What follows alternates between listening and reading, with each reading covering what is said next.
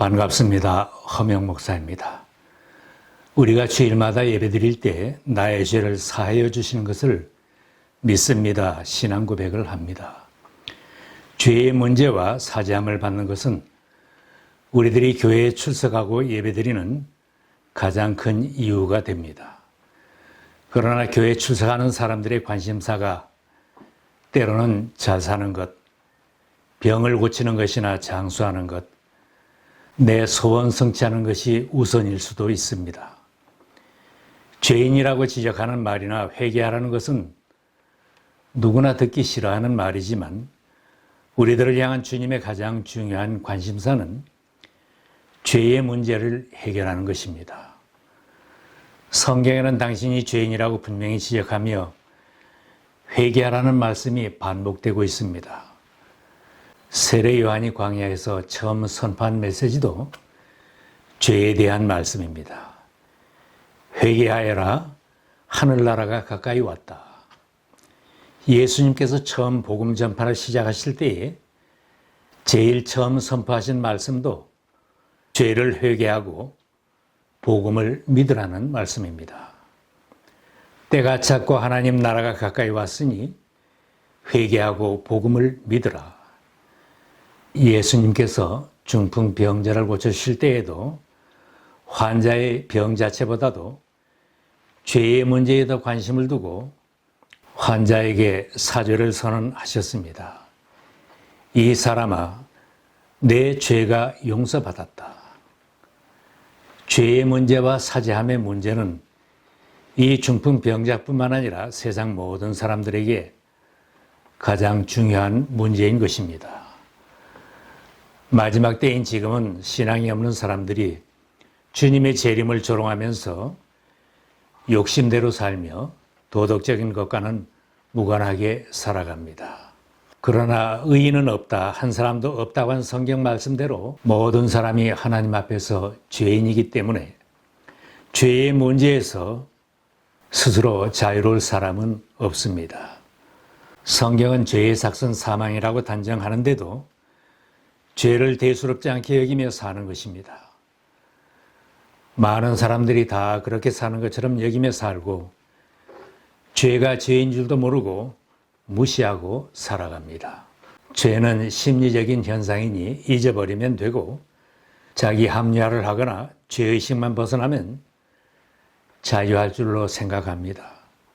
그러나 사죄함이 없이는 죄를 씻을 수도 없고 잊으려고 애를 써도 잊을 수 없습니다. 아담과 하와처럼 죄의식을 피해 숨어 살려고 해도 결코 자유함을 누릴 수는 없는 것입니다. 어떤 사람들처럼 율법을 잘 지키거나 고행을 하여도 죄의 문제는 스스로 해결할 수는 없는 것입니다.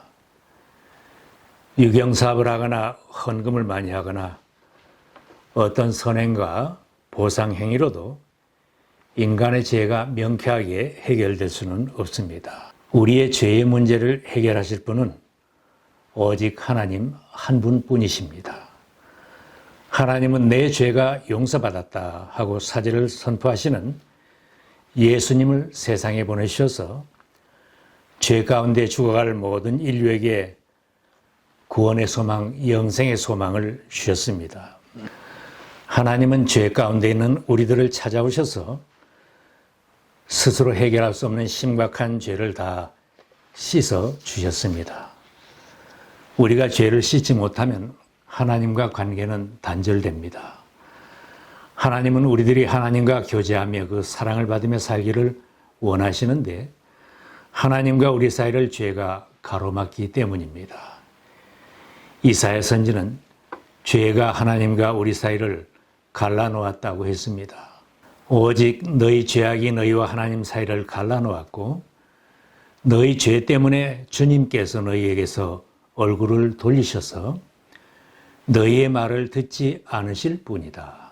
하나님과 관계가 단절되면 더욱 부패하고 죄악으로 달려가서 인간관계도 단절되고 멸망의 길로 달려가게 됩니다. 바울 사도가 하나님과 관계가 단절된 사람들의 삶의 모습을 지적하였습니다. 사람들은 하나님의 진리를 거짓으로 바꾸고 창조주 대신에 피조물을 숭배하고 섬겼습니다.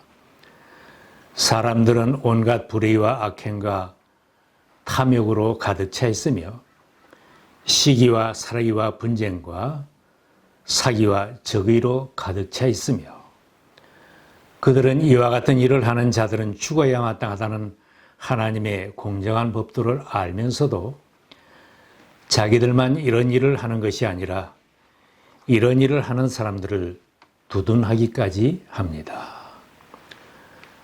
그럼에도 불구하고 하나님은 죄의 길에서 벗어나지 못하는 불쌍한 인생들을 사랑하시어 찾아오시고 또 초청하십니다.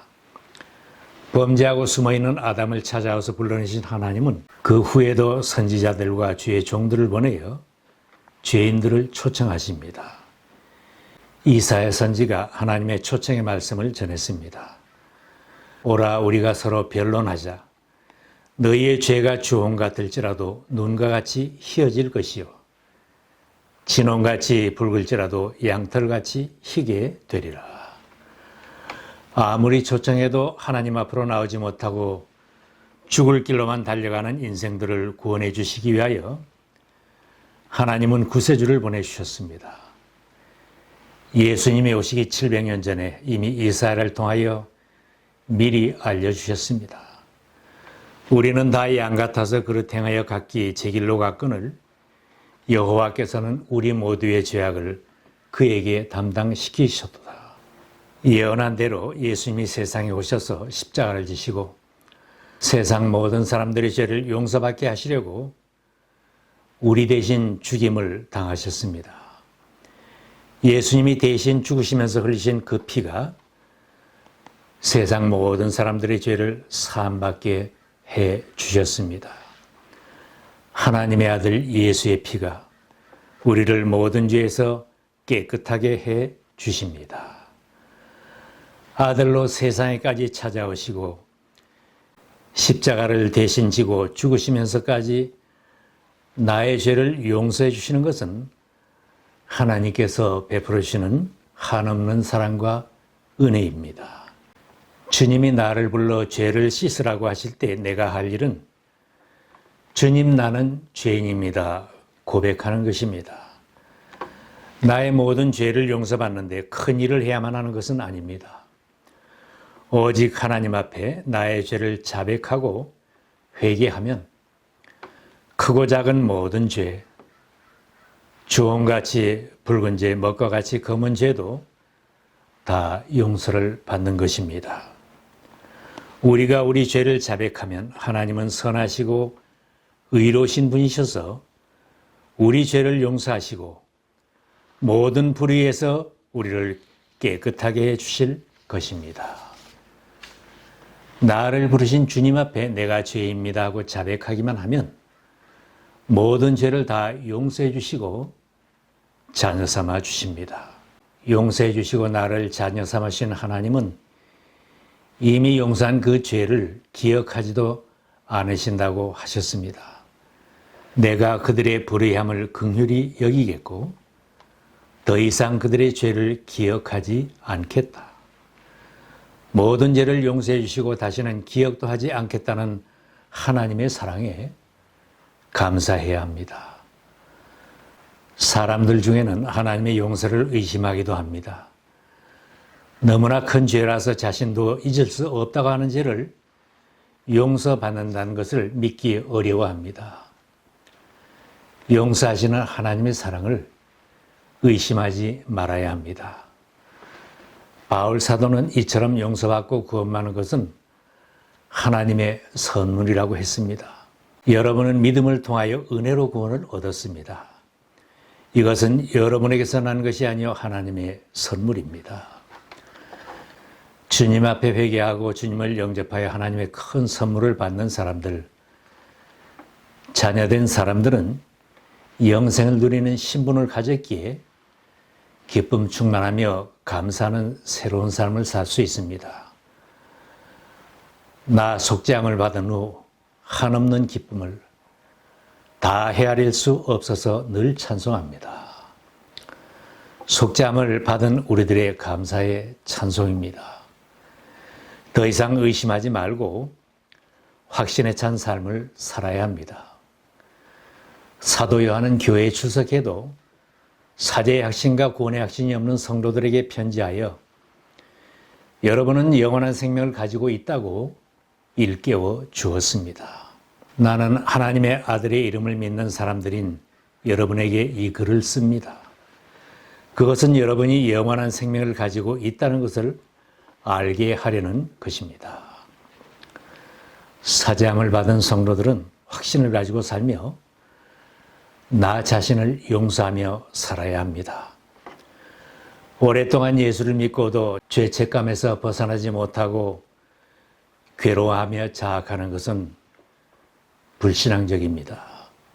하나님께서 눈보다 더하게 양털같이 깨끗하게 씻어주고 용서했다고 하시면 어린아이처럼 아멘하고 받아들이고 감사하는 것이 귀한 믿음입니다. 하나님이 다 용서해 주시고 잊고 계신 것을 내가 자꾸 되뇌이면서 내가 죽일 놈이지 괴로워하며 자신을 용서하지 못한다면 그것은 불신앙입니다. 내가 죄인인 것을 깨닫는 것도 중요하지만 내 죄를 사함받았다는 것을 믿고 감사하는 것이 귀한 믿음입니다. 내가 용서받고 하나님의 자녀가 되었다면 다른 사람도 용서하며 살아야 행복한 인생입니다. 하나님이 나의 죄를 용서해 주시고 자녀 삼아 주신 것처럼 다른 형제 자매의 죄도 다 용서해 주십니다. 하나님이 용서해 주신 다른 사람의 죄를 내가 살피고 지적하면서 괴로워하는 것은 어리석은 것입니다. 우리는 남의 죄를 지적할 자격이 있는 것도 아니고 용서할 만한 의인도 아닙니다. 죄인된 내가 용서함을 받았다면 나도 마땅히 형제 자매를 용서해야 합니다. 더 미루지 말고 오늘 내가 남의 죄를 용서하지 못하고 괴로워하는 것이 무엇인지 찾아보고 그것을 용서하고 신앙의 기쁨을 찾아야 합니다. 용서하는 사람이 행복하고 용서한 사람이 사명자로 살 수 있습니다. 남을 용서하지 못하는 마음의 병을 가진 사람은 다른 영혼을 주님에게로 인도할 수는 없습니다. 복음을 전하며 보람 있게 살려면 용서하지 못하는 병을 먼저 치료해야 합니다. 가까이 있는 부부간에 부족한 것도 용서해 주고 자식들이 잘못한 것도 용서해 주어야 행복합니다. 부모님이 섭섭하게 한 것도 두고두고 괴로워하지 말고 용서하고 존경하며 사랑을 회복해야 합니다. 이웃 사람이나 친구가 잘못됐다고 대면 안 하고 절개하며 사는 것도 주님이 기뻐하지 않습니다. 주님이 우리에게 가르쳐 주신 기도에도 우리가 우리에게 죄 지은 자를 용서하여 준 것 같이 우리의 죄를 용서하여 주시고 용서의 기도를 하라고 가르치셨습니다. 주님은 7번을 70번까지라도 용서하며 살라고 무한 용서의 삶을 가르치셨습니다. 너희가 남의 잘못을 용서해 주면 너희 하늘 아버지께서도 너희를 용서해 주실 것이다. 그러나 너희가 남을 용서해 주지 않으면 너희 아버지께서도 너희의 잘못을 용서해 주지 않으실 것이다. 주님은 우리가 사죄의 은총에 감사하는 하나님의 자녀들로 살면서 용서받은 기쁨을 이웃과 함께 누리며 살기를 바라십니다. 또한 용서받은 우리들은 의인의 세계관을 가지고 살아야 합니다. 공산당이나 무신론자나 이단자들이 다른 나라를 불바다로 만들겠다고 하는 것은 불신앙의 세계관을 가지고 있기 때문입니다. 의롭다고 인정받고 하나님의 자녀라고 인정받은 신앙인들은 하나님이 아름답게 창조하신 세계는 우리가 다스려야 할 책임감이 있다는 세계관을 가져야 마땅합니다. 하나님이 세상을 이처럼 사랑하사 독생자를 주시기까지 사랑한 세상임을 볼 수 있어야 합니다. 하나님은 참으로 아름다운 세상, 살만한 세상을 만들어 주셨습니다. 세상 사는 동안에 엄청난 일, 큰 일을 못해도 더 오염시키지는 말고 아름답게 유지하고 관리하며 살아야 할 것입니다. 이 세상은 온통 죄인들이 함께 뒹구는 세상이라고 생각할 것이 아니라 용서받은 하나님의 자녀들이 함께 살아갈 세상이라는 확신 속에 살아가야 합니다.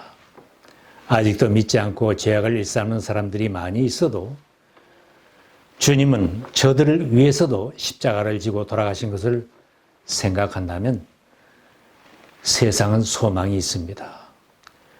중한 죄인도 예수님을 구주로 믿고 사죄함을 받으면 하나님의 자녀요, 우리의 형제 자매입니다. 그들이 돌아와야 할 미래의 교인들이며 VIP라고 여기며 기도하는 사람은 행복한 사람이요, 소망에 사는 사명자로 살 수 있습니다.